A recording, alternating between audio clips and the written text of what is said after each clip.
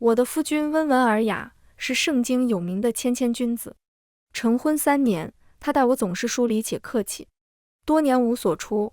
每当我被婆母指责的时候，他却一言不发地看着书册。等我将眼泪擦干时，他方才进来，看着我，欲言又止，最后只剩下一声无奈的叹息。他似乎总是那般淡然。直至那日，马球会上，他为了帮林双夺取彩头，从来不善骑马的他，却在场上游刃有余，即使伤了也不肯罢休，一举夺下彩头。最后满脸笑意，将彩头赠与林双，我才发觉，而那彩头却是我王母的遗物。林双捧着簪子，朝我得意笑：“你输了。”“是啊，明明是许州赢得头筹，可我却输得一败涂地。”许州看着我，神色复杂：“当年娶你，负了他，你现在有我了，他什么也没有，就让给他吧。”隐忍多年的苦水终究决堤，我笑了笑，看着他：“好，我也不要你了，让给他。”大家好，欢迎收看皮皮听书。死燕，你怎么就不肯退让一步呢？下人弄脏了你的衣裙，你总是淡淡一笑，并不计较，即使被母亲。他顿了顿，看向我，声音沉得厉害，语气中明显夹藏着失望。以前体贴大度的你呢？难道你就偏要这一只簪子不可吗？一只簪子而已，库房里有不少，回去你任意挑选。许州看着我，脸气得有些红，连声音也重了不少。他的确生气了。成婚3年，他待我总是不温不热，连一句重话也没有说过。或许更多的时候，他对我无话可说。许州紧紧捏着那只簪子，指节微微泛白，沉眸看着我。他在等我退让。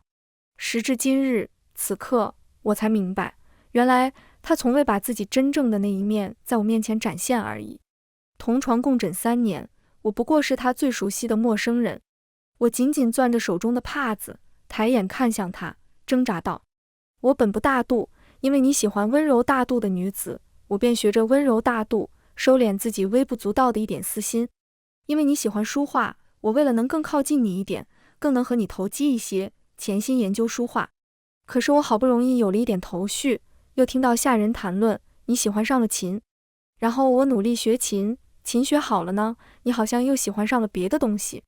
夫君，追着你，我好累，好累啊。”许州看着我，神色复杂，他沉声道：“当年娶你，负了他，你现在有我了，他什么也没有，就让给他吧。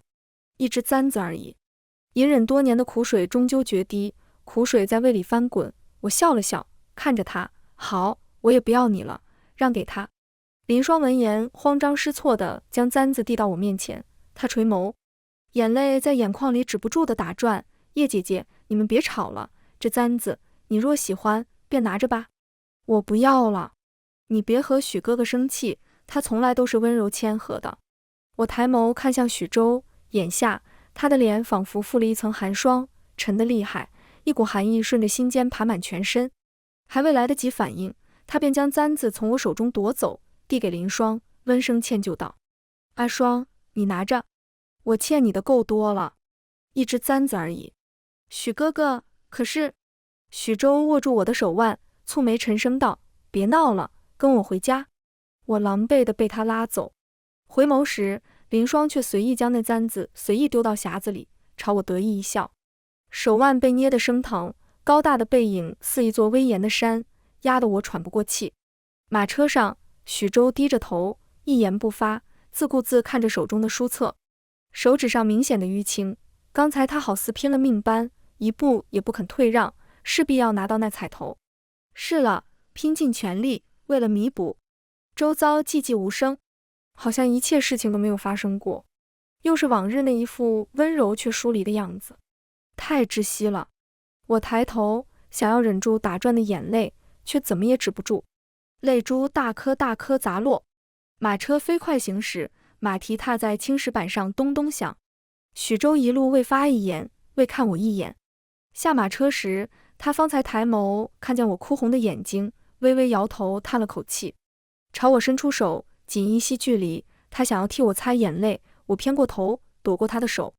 这么多年，他还是头一次想为我擦眼泪。或许这么多年，我头一次在他面前哭吧，头一次这般无理取闹，脱离他的掌控。又一声沉重的叹息声响起。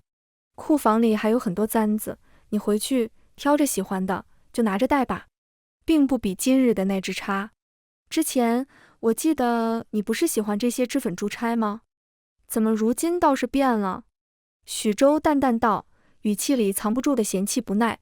我们和离吧。我沉静地看着他，说得认真。我倦了这样的生活。马车停下，小厮小声道：“少爷，少夫人到了。”许州沉着脸甩袖下了马车，连他身旁的小厮也惯会看眼色，说是梯子忘记拿了。我抿唇，无措地看着脚下，似乎从我嫁入许府的那一刻起，府中便没人瞧得起我。潘高枝靠着父辈恩情嫁给许州，许州青梅凌霜因此负气，远走青州，一去就是3年。当然，这些也是我后来知晓的。人人都知许家世代最为重诺，又是世家大族，光风霁月的许州，更是一诺千金的谦谦君子。耳畔有人笑，许州忽然停住脚步，回眸望过来，他微微蹙了蹙眉。他迈开步子朝我走来的那一刻，我慌慌张张跳下马车。好在青桃扶住了我，他垂眸，红了眼眶，夫人慢些。这府里似乎也只有青桃是真正关心我的人了。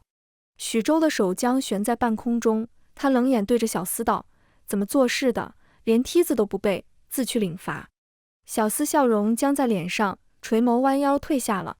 婆婆和公公去苏州探亲，要过一段日子才能回来。我想着和离的事情也只能等他们回来再商议。左右不过半月，夜半我趴在桌上睡着了。许是白日里哭得太狠了，醒来的时候眼睛又酸又涩，火辣辣的疼。青桃端着托盘进来的时候，我抬眸茫然看向他，他将托盘递到我面前，神色不大自然，怜惜同情。我揭开红布，珠钗首饰满满一盘，都是成色极好的。望着这些首饰，我苦涩地笑了笑，冰凉的触感蔓延至心头。许州抬不进来，看见我这般样子，浅浅笑了笑，声音似是一如既往的温和，却又疏离。喜欢就好。库房里还有很多。他看向我的眼睛，微微蹙了蹙眉，有些不耐烦，又哭了。我看向他，只觉得胸口像是堵了一团茅草，呼吸不过来，茅草又刺得心房疼，心口一阵钝痛，像是有人拿钝刀一刀一刀的绞。我颤声道：“那簪子是我王母的遗物，虽然不怎么金贵，但与我意义非凡，之前丢了，不知怎么就到了马厩会上。”许州神色一滞，他看着我，倒是多了几分同情，然而一盆冷水很快浇醒了我。你若想岳母了，等我得了空，就陪你去青州看看。你知晓我终究是负了凌霜，这么多年，她在青州过得一点都不好。青州苦寒，她一世家小姐，从小集万千宠爱于一身，哪受过这般苦？她受了好多，我于心不忍，总是想着弥补她。可她似乎对什么东西都不感兴趣，独独今日我看见她看见那簪子，目光直愣愣看了好久，都看痴了。我想着就把那簪子给她，就算弥补了。此宴就这一次，让给她吧，日后我们好好过日子，好不好？你还有我他。许州背着我，抬头看着天边那轮明月，光风霁月，身姿如玉，是谦谦公子，此刻却像是断了颈的天鹅，无奈退让，什么都没有了。我苦涩笑了笑，垂下眸，他不过是没有了你而已，家人呵护，朋友关爱，还有，可我呢？此宴你是许家少夫人，是许家主母，这么多年，你总是循规蹈矩，将府里上上下下打理得井井有条，也未曾做过一件逾矩的事，你很好，是一位合格的妻子。许州一字一顿，极尽温柔，可我却听着像是刀子，一刀一刀割着。我是合格的妻子。我仰头笑了笑，生生将眼泪憋了回去。可是那簪子是我王母的遗物啊，若是旁的，我大可以拱手相让，唯独……许州看着我，蹙着的眉头更深了，冷声道：“不过是一个物件而已，你怎么就咬着不放呢？此烟，我原先以为你将这府里打理得井井有条，有当家主母的样子，怎么如今这般小肚鸡肠？我对你很失望。到此为止了，不要闹了，我乏了。许周拂袖而去，门被秋风吹得吱呀响，无尽的黑暗一点一点吞噬仅有的微弱烛光。我抱着膝盖，失声痛哭起来。我累了，好累，好累，心好疼，好疼。此后的几日，许周都没来过静安堂，就算回府，也不过是待了片刻，又赶回办公处。明眼人都看得出来，他是在与我置气。每次他生气时，总会这般，一言不发，沉默，疏冷，是他认为惩治我的最好方式。而这种方式也会让府中下人收到信号，明里暗里给我使绊子。打心眼里，这府中无人实心实意瞧得起我。少夫人，您别伤心了，小心身子。青桃站在我身旁，小心替我披上大氅。我见到许周的第一眼是在大街上，那时我被贼人偷了钱袋子，被老板刻薄言语攻击的时候，他站在我面前，明明温文尔雅的话，却说的那老板哑口无言，红了脸。最后他替我付了钱，还嘱托我日后出来要细心些，温柔如风，暖化心田。只是还未来得及感谢他，他便因事匆匆走了。带着蜜梨，我只远远看了他一眼。没想到后来爹爹说我的未婚夫是他，我欢喜嫁进许府，期冀、不安、焦躁、欣喜，到如今只有失望。我开始着手交代家中的事务，也尝试着给远在青州的爹爹写信，可是信都去了好多日，算上日子，该来回信了，却怎么也不见回信。我又开始写信的时候，木门哗啦被人踹开了。许周一身醉气进来，他的脸红得厉害，望着我愣了片刻，饿狼般扑上来抱住我，抱得很紧，我挣脱不得。他用下巴抵着我的发顶，不要走，不要走好不好？像是祈求，委屈。一滴滚烫的泪滴落到手上，我愣住了，只觉着浑身僵硬。他哭了，酒气入鼻，我拍了拍他的背，抽出被他握红了的手，我去给你煮醒酒汤，你醉了。许周闷哼一声，灭了烛光，附身将我压到榻上，我还未来得及开口，他吻住我。狂风骤雨，长驱直入，猝不及防。他吻得太狠，慌乱中咬伤了我的唇。骤雨初歇时，天地又是一片寂寥，耳畔传来男人轻微的鼾声，似是带着哭音。阿双，对不住，你要幸福？不可能了，一切不可能了。我瞳孔骤缩，指尖嵌入皮肉，疼痛将我从梦中拉出来。这般失态，原来都是放不下心中所想。我顿了顿，望着漆黑的房顶发呆，脱不得了。我想，林霜来府了，还带来我王母的簪子。她站在梧桐树下，望着墙角那棵梅树，唇角淡淡勾起一抹微笑。叶姐姐。林霜一身绯色衣裳，明媚张扬，朝我明丽一笑。她上前牵住我的手，十分懊恼的模样，语气里也带着几分撒娇。叶姐姐，你和许哥哥和好了吗？我淡淡一笑，抽回手，静静看着他。你看起来很不希望我们和好的样子。林霜蓦地松开我的手，自顾自走到那棵梅树下，扯开话头，慨然道：这黄梅竟然活下来了。当初我怎么养也养不活，我伤心了好久，许哥哥却说他可以养活，我就丢给许哥哥了，还和他打赌呢，若是他养活了，我就……林霜抬眸看向我，淡淡道：姐姐好奇吗？我们打的什么赌？他直勾勾地看着我的眼睛，唇角漾起一抹蔑笑。与我何干？我看向他，笑了笑。从前的你们的事情与我无关，今后如何也与我没关系了。林霜一惊，眼珠转了转，凯笑一声：姐姐不会为了一只普通的不能再普通的簪子，要和许哥哥和离吧？他抬眼看向我，漫不经心地转着手中的小泥偶。我讶然一惊，这泥偶我有一个一模一样的，只是仔细看着，他手中的那个泥偶做工要精细的太多太多。林霜看着我，抿了抿唇：姐姐喜欢这泥偶？不是我说大话，这泥偶样式是我独创，上京里找不出第二个一模一样的喽。哎，也不一定，我当初教过许哥哥，也是多年了。他手有些笨，怎么也教不会，也不知道如今学的怎么样了。林霜说这话的时候，一脸傲娇。是了，许周总爱做泥偶，之前我只当他是闲来无事打发时间，便坐到他跟前看他。他做的极为认真，只是每次关键的时候都会出错。每次他总是微微蹙着眉头，清冷的眸子里光一点一点暗去，脸上糊了泥巴都不知道。向来光风霁月，高高在上，无所不能的人也会为这泥偶发愁。那时只记得他定定看着手中的残次品，看起来失落极了，而我却拿着他做失败的泥偶，满心欢喜，鼓励他下次一定能做得很好。那时他沉眸看着手中的泥偶，愣了很久，淡淡道：“你若是喜欢，便拿着吧。”最近一次见他做泥偶，还是上月，也就是林霜回来的那日。那泥偶做得好生别致，我还惊讶。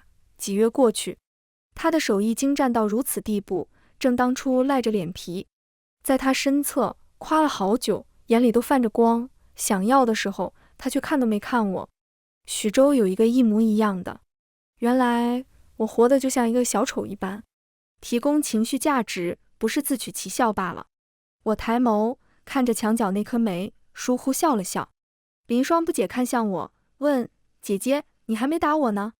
林霜眨着眸子看我，得意地笑道：“许哥哥这般好的人，上京里挑不出第二个哦。当初我放过一次手，这次若是你放了手，我可就不客气了。姐姐日后莫要哭鼻子。”他这是打定了我会和离。如你所愿。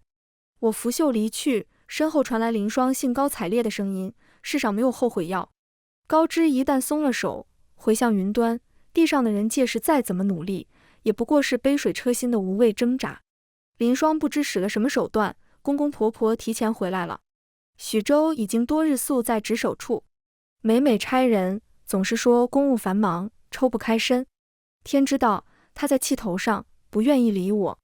我提出想法后，婆婆气得拿茶盏砸伤了我，鲜血顺着额角滑落。她顿了顿，语气软了一些：“我不是有意的，和离这事是能随随便便说的吗？当初周哥力排众议娶了你，遵守世家大族重信之谊，你如今突然提出和离，旁人怎么想？还以为我许家苛待了你，一切后果儿媳自会承担。”我看着婆婆，毅然决然：“母亲不必顾忌，我和离后自会言明原因。我身份卑微，不善掌家，汉难当许家妇，自觉羞愧，3年无所出，愿和离。你就非揪着这次不可吗？”门外传来清冷声音。许州匆匆赶回，他看着我，微微一愣：“怎么伤了？”母亲上前牵住许州胳膊，悔然道：“方才是我太过冲动了，一气之下茶盏砸伤了。”许州愣怔片刻，上前细细查看，微微蹙着眉：“快去请大夫。”下人方匆匆而去。你可还好？我垂眸收拾账册，窗前落下一道身影。许州站在窗前，手里拿着一盒糕点：“白日里是母亲唐突了，伤了你，我替他给你道歉。”无碍。我垂眸看向手中的画本子，漫不经心地在上面做批注。许州看着我，愣了愣，走上前，在我对面坐下，劝道：“可闹够了。”我讶然抬眸看着他，一脸不可置信，到现在他还在以为我在闹。这是你做的？许州突然拉住我的手，看着我手中的画本子，愣了好久，平静、惊讶、兴奋。他从怀中掏出一本画本子，上面密密麻麻写满批注，落款处那一朵不起眼的兰花，那是我遗失的。或许我们相识的更早。6岁那年，我同父亲赴宴，却在后院中瞧见一群小孩围着一个穿着白色锦袍的小男孩欺负。男孩紧紧护着手中的书册，不反驳，木讷得厉害。旁的孩子看着，伸手就要去抢男孩手中的书册。男孩紧紧护着手中的书册，真是呆子，书哪有命重要。我瞧着四下无人，爬上旁边的那棵海棠树。父亲教导女子要讲规矩，守言行。我怕他责备，却不能见死不救。那小石子打人一打一个准儿，还学着天神大人的口吻唬他们。尔等竟敢在我老海棠树神面前欺负他人。我老身今日刚好想要活动活动筋骨。天色渐黑，他们看不清，奈何被打得措手不及，也只好失了兴趣作罢。人走后，只有那个小男孩在树下站了好久，吓得我以为被他瞧见了。最后他却只朝这头弯了弯腰：“谢谢你。”哪料我当时泄了戒备，当即回了个客气啥。空气凝滞，穿帮了。我呼了口气，内心挣扎，好在他站了一会便走了。那画本子好似就是那日丢的，天意弄人，细细看来，当初那小男孩眉眼中清冷疏离的样子，倒和许州一般无二。李大人生辰宴那天，是你扮作树神，替我解围。许州定定看着我，微微蹙了蹙眉，一脸不可置信，你的脾性怎么变化这般大？是啊，我当初也并不是古板木讷，性情沉敛，只是我嫁入徐府，巨大的差距让我不得不如此。收敛性子，像是戴着面具生活一般，努力修剪自己，改掉那些所谓的坏毛病，一点一点向他靠近。时间过去那么久，人总会变的。我看着许州沉静道：你可想好了吗？何离？许州笑意收敛，闻言沉下来，看着我，温温一笑。别过话头，这桃花糕是如康芳新出来的，你肯定喜欢。尝尝。我撇过头，不看他，望着窗外那轮皎洁的明月，心头涌上一股从未有过的勇气。许州，我们不合适，自始至终我们都不合适。良久，许州望着我，沉声道：我知道那日让你受了委屈，就那一次，最后一次，日后夫妻敬爱，举案齐眉，我们还似从前一般。我笑了笑，还能回去吗？许州看着我，定然道：能。可是他不知道，早在他回来之前，婆母就已经给了我和离书。这和离书是我出嫁入府时就备下的，只是签字那一栏空着我一人而已。圣经又到了雪季，天地间白茫茫一片，院子里的下人忙着清扫落雪。我望着那皑皑白雪愣了好久，一步一步踏进雪地里，蹲下身子，捧起一捧雪堆了一个雪娃娃。冰凉的触感却令我格外清醒。再过3月，通路时，父亲就派人来接我了。冬末春初时，我就能够离开徐府了，我也不必再拘着自己了。青桃，我欢呼了一声，我们来打雪仗可好？我捧着白雪，心里自然高兴。幼时，我总喜欢打雪仗，已经好多年了，好多年没打过了。青桃望着我，愣了一瞬，旋即露出笑容。姑娘，我陪你。我灿然一笑，捏了一个小雪球，院子里只有我们2人。不过半炷香，我已经有些落于下风，手背冻得通红。青桃呲着牙朝我傻笑：姑娘，你输了。我努了努嘴，有些不服气，旋即又扔出一个小雪球。哪料许州刚好进来，这雪球不偏不倚砸在他胸前。我心虚地垂下头，看着脚尖，抱歉，我无妨。许州斩钉截铁，语气中不带一分斥责，眉眼淡淡含着笑，反而有几分宠溺的温柔。我讶然抬头看向他，男人眉眼清俊疏朗，漆黑的眸子里此刻却满是我的身影。从今以后，你大可以做你自己。许州望着我，斩钉截铁道，像是久久沉寂的深潭被落花入水激起层层涟漪。不过片刻，消失殆尽，一切又恢复如初。我顿了顿，只觉得有些好笑，又有些奇怪，人真的会突然变好吗？又或许这只是暴风雨前的宁静。雁过留痕，心上的伤是怎么也抹不平的。天冷，莫要着了风寒，进来吧。许州突然上前握住我的手，他侧眸顿了顿，微微蹙了蹙眉头，语气中带着嗔怪，又好像一丝丝宠溺。这般贪玩，手冰成这样。我想要缩回手，却被他握得更紧了。我抬眸看向他，他却并没有想要松手的意思，自顾自往前走去，神色自然。一路上，府中下人看着我们，神色里闪过一丝惊讶，继而都垂下眸。这还是许州第一次明目张胆牵我的手，在府中一众人面前，或是立威，或是给我体面。可是太迟了，我需要的时候已经过了。我强硬收回手，许州脚步一顿，回眸看向我，一闪而过的失落、无措、不解。我尴尬地笑了笑，望着不远处，我的手冰得厉害。夫君莫要染了风寒，夫君公务众多，耽搁不得的。许州抿了抿唇，微微一笑，顿时松了口气。夫人，这是关心我。我讶然一惊，后退半步。这还是我认识的那个不苟言笑、持重端庄的许州吗？就连身旁的下人闻言也俱是一惊，一向严肃庄重的少主，竟然也有如此不着调、不稳重的一面。一抹亮黄色刺入眼帘，墙角那棵黄梅树开得灿然。我笑了笑，不语。许州每日回来的比以往早了很多，更多的日子都歇在了静安堂，而不是书房。夜里他总是折腾到很晚，就连我抗拒，他却认为我是欲拒还迎。只剩3个月了，3月后我就要离开了。我去找婆母，他却充耳不闻。左右不过3月，即使这样，我眼下还是许家人，就得尽职尽责，尽一个妻子最后的情分。为防止意外，我偷偷服用避子汤，那汤汁苦的钻心，饮用的久了，身上也会染上一股药味，因而每日穿的衣裳都要熏好几遍。许州不喜浓重的熏香，他身上的香一般都是淡雅的兰香，香气高雅淡而不腻。他闻到我身上的香气，起初只是有些不适应，我以为他就此便会作罢。毕竟强硬让自己喜欢上本就不喜欢的东西是很为难的。可是他却依然换了熏香，并未为此不悦半分，反而乐意闻。许州来一次，我便喝一次。近来我总觉着胸闷得紧，也提不上什么兴趣。青桃每每看着我，急得眼睛红红的。姑娘，你身子……同房的次数越来越多，喝药的次数越来越频繁。我只是摇摇头，看着青桃，咬咬牙就过去了。上元节，青桃拉着我想要出去散散心。上元节的烟火绚烂，吃食众多，花样众多，我想着出去逛一逛吧。我从来都是喜欢热闹的一个人。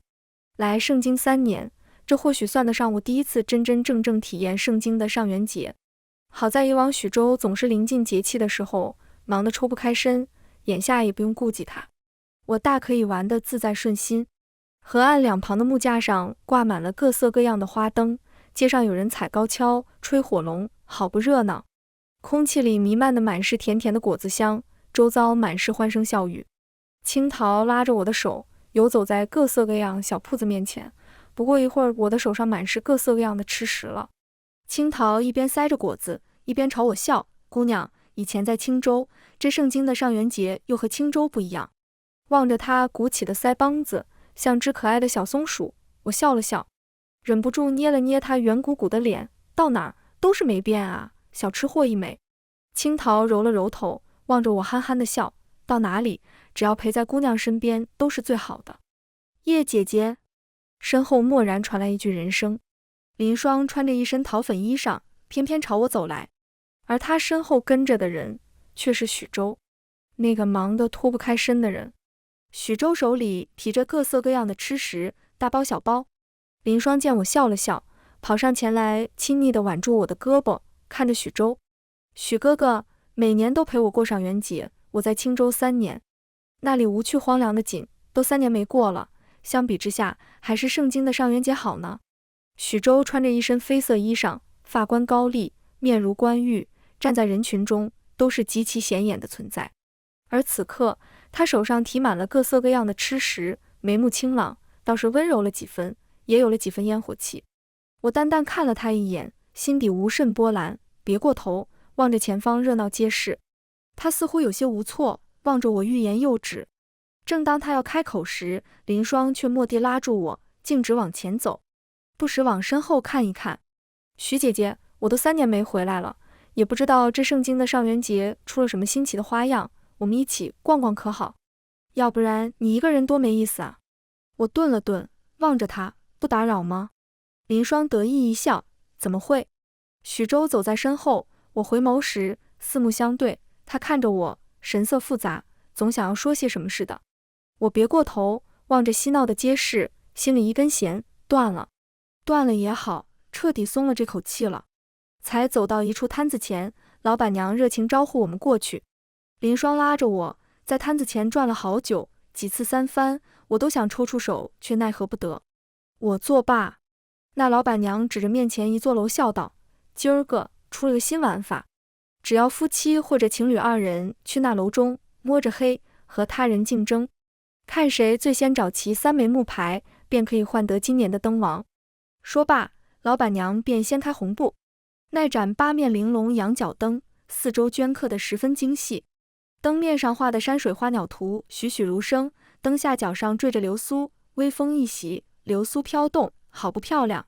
在场众人看直了眼，有人拍着胸脯道：“我定要拿下这灯王。”也有人灰心，这般多的人，机会很渺茫吧。林霜挽着我的胳膊笑了笑，歪着头看着我，一脸真诚的样子。姐姐可喜欢这灯王？她眨着水汪汪的眸子，认真看着我。我张了张嘴，还未说话，她便松了我的胳膊，朝身后站着的许州跑去。少女阳光明媚，跑起来的时候衣角翩翩飞扬，不羁又阳光。许哥哥，你陪我去迎下这灯王吧，这灯好好看啊，我好喜欢。林霜此刻娇羞得像含苞待放的花骨朵，少女红着脸，一脸凄寂地看着站在身侧的男子。老板娘眸光一转，在我们三人身上游走一番，忽而尴尬地笑了笑，夫妻或情侣才可。她看向我，又看向许州，暗示。林霜蓦地冷哼一声，笑容僵在脸上，转身负气就要走。许州却跑上前，将我拉到一旁，他压低声音，十分为难看着我：“此燕，你当真不喜欢这灯王？”他看着我，似乎心底早已经认定好了答案。我扯了扯唇角，望着他：“所以呢，我不喜欢呢？然后你就要陪他去赢？”许州握着我的胳膊，身子蓦然一僵，他无奈地揉了揉眉心，一副头疼模样，仿佛我在无理取闹。少顷，他抿了抿唇，坚定道：“慈燕，最后一次，这次我还清了阿双，也是替你了却一桩心事，日后我便只会陪你。”我有些好笑，到底哪次才是最后一次呢？我抽出胳膊，冷笑看着他：“为了我？我不在意，你们如何，与我无关。”许州正望片刻，蹙了蹙眉，声音哑得厉害：“慈嫣，不管你信不信，我今日陪阿双出来，就是为了处理好我和他的关系。今日过后，明年的上元节，我便只会陪你，余生也是。信我最后一次可好？”冬天的风仿佛生了锈的钝刀一般，直直往人心头上戳。我回头时，许州已经跟着林霜步入了那灯楼，眼泪划过面颊，大风直直往脸上吹，河岸边满是花灯，欢声笑语，祈福眷侣，一切都是美好万分。只是这一切似乎都与我没有干系了。回府的路上，明月高悬在天上，给这一切都笼上了一层淡淡的光晕。风声呼呼在耳边响起，我的影子被拉得长长的。青桃跟在我身后，她红了眼眶，轻轻挽住我的胳膊，哈气捂暖我早已冰凉的手。我扯了扯唇角，终是绷不住，抱住她哭了起来。不知道哭了多久，翌日清晨，我醒来的时候，又是艳阳高照。旬日里暖融融的东阳，此刻却温暖不了我一分。许州站在窗前，看见我醒了，他欢喜地走进来，拿出一盏花灯递给我。他双眸亮晶晶地看着我，全然一副什么事情都没有的样子，连声音也高了几分。夫人，昨夜我看这盏花灯很是好看，就给你买下了，可喜欢？我抬头看向窗外，黄梅开得灿然，倒是衬托的它旁边的那棵落尽了绿叶的桃树颇为凄凉。我没有说话。许州愣了片刻，无措地举着花灯，他慌张捉住我的手。触及到我手的那一刻，他眉心不忍一蹙，怎么这般冰凉？可是昨夜着了风寒。他伸手就要探我的额头，我只觉着心口恶心。想起他昨夜入楼前，他这双白皙润洁的手紧紧握着另一个女子的手，打着为我好的旗号，却一次又一次去满足自己的私心。恶心！我拨开他的手，将自己紧紧裹在被子里。我累了。许州直起身子，东阳被遮住，只留下一片冰凉的阴影。他哑声道：“你好好休息休息，再过些日子，爹爹就来了。”为了躲许州，我装病在床，也灭了他内心一直抑制的那恶心的欲望。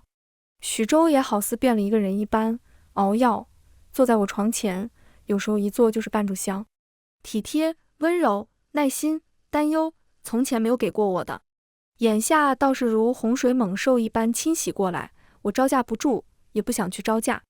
直至我喝避子汤的事情被他知晓，木门哐当一声被人推开，吱呀吱呀似在无望的呻吟。许州站在我面前，投下一片阴影，他沉声：“你喝避子汤了？你就这般想要离开我吗？”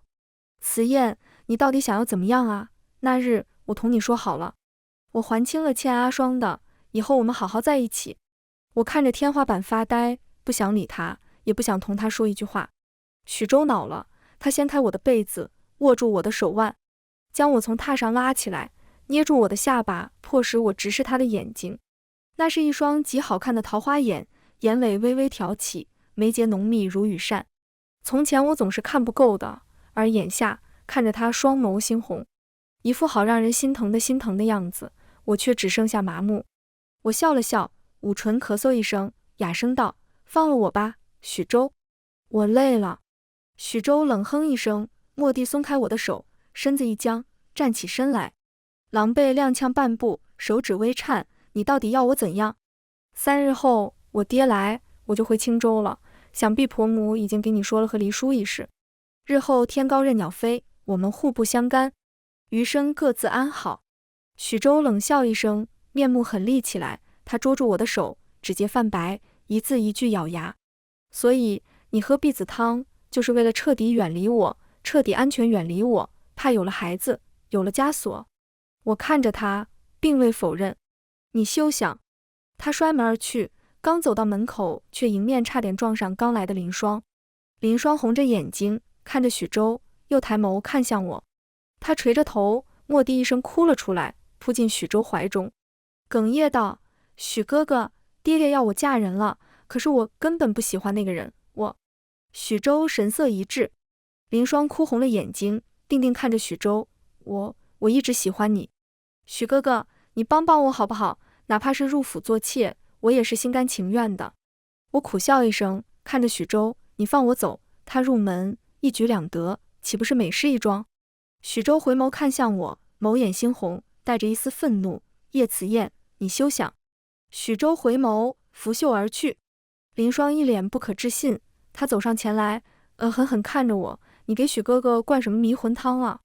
从前他心底满心满眼就只有我一个人，无论我要什么，他总是尽力弥补我，从不拒绝我。可上元节，他却说我们两清了。叶慈燕，你既然想走，就快些走，不要纠缠了。林双恶狠狠看着我，俨然换了一副神色。他追着出了门。我换好了衣裳，来得体面，走的时候也定当体面。有这份和离书，他奈何不了我，也留不下我。接到消息，父亲明日一早便会赶来。漫漫长夜，我坐在院子里发呆，天上星星疏疏朗朗，周遭寂寂无声。身后突然响起脚步声，我回头，许周静静看着我，月光照在男人身上，一身墨绿色长衫，他看着我，似是有话要说，十分为难的样子。我低笑一声，看着他。许周半蹲下身，直直看着我，声音阴哑的厉害。他握住我的手，颤声道：“慈燕，最后一次，最后一次了。阿双说她就算去死，也不会嫁给李公子。你知道，我和阿双相识多载，我怎么忍心看她去死？她从来是个阳光的人，眼下却寝食难安，瘦了好多。我实在不忍心。”轰隆一声，我只觉得眼前一片黑，刺耳的声音响起，什么也听不见了。无尽的黑暗一步一步压抑过来。你娶她，与我无关。许周握住我的手，微微颤抖，他忽然将我紧紧拥在怀里，哽咽道：“慈燕，是我对不住你，日后我定会好好补偿你，好好补偿。”我沉默地看着月朗星稀的天空，明日天就亮了。父亲来的时候，许周站在一旁，沉着脸。许母看着我，欲言又止，她拽着许周的袖子，看着我：“日后后悔，可是没有后悔药了。你可想好了？”父亲只在一旁叹气，他看着我，愣怔片刻。向来冷漠的他，此刻却黑了脸，看着许周身后的林双，真是荒唐。我叶家虽然比不上你们许家，却也还是清流之门，绝不受此窝囊气。慈燕，我们回家。父亲拉着我就要走，许周却上前拉住我的手，他定定看着我：“慈燕，我答应你，这正妻之位只会是你的，许家主母只会是你，留下来好不好？”林双低头站在一旁，哑声道：“双儿只要能够陪在许哥哥身旁就够了，旁的都不要。姐姐，你就当可怜可怜我吧。”父亲却一愣，他回头看着我，将我拉到一旁，压低声音：慈嫣，你看这正妻之位，林霜威胁不了你，你还是许家正妻，你……父亲。我擦干眼泪，看着他，只觉着陌生至极，又觉得好笑。千里迢迢，几次三番写信，为何才赶来？原来就是为了晾着许家，让许州当着众人面给我承诺，保住正妻位分。只要这位分还在，我就还有利用价值。我淡然笑了笑，父亲，我不是你为了给哥哥铺路的工具。这么多年，我从来没有因为你的薄待而怨恨，也从来没有你的冷漠而生疏。这多年，我总是小心翼翼，努力做好一个女儿，不敢做让你不开心的事情。我娘死的时候，你一滴泪也没流；我出嫁那天，你却流泪让我做好许家妇。我的价值至此刻也算榨尽了。3年了，你从来没给我写过一封信，说过一句关心的话。父亲，放过我吧，我累了。父亲看着我，沉默半晌。许州，我累了，我不欠你什么，也不想一辈子绑在你身边。我有我自己的路想要去走，一次次妥协，我自认为我并不亏欠你了。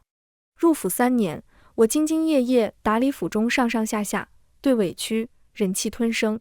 你的冷漠、淡然、疏离，犹如家常便饭，我早已经受够了。冰石难化，我早已经不想做无谓的挣扎了。多年的委屈一股脑倾泻而出，一时场上寂寂无声，沉默震耳欲聋，我却觉得格外舒朗。天空放晴，乌云散去，艳阳高照。慈嫣，我……不好啦，林小姐晕过去啦！身后有人喊。许州猛一回头，门外艳阳高照，门内艳阳被葱葱绿叶遮住，一线之隔，两重天。许州红着眼睛看着我，你……是我该死。他毅然决然朝我跑来，第一次也是最后一次。